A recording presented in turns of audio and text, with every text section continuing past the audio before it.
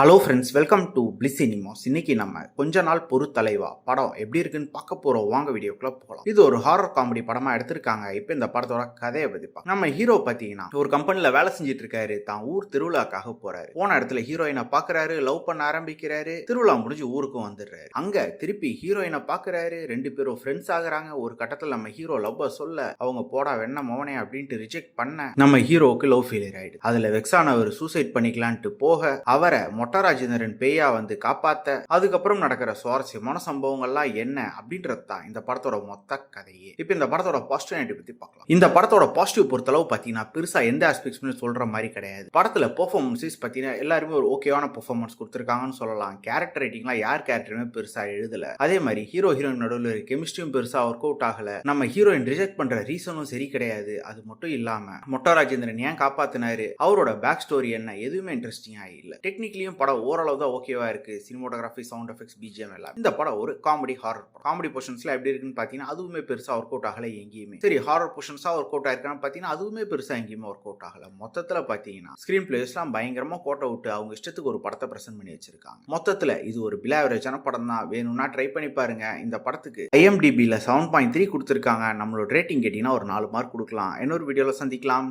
Thank you.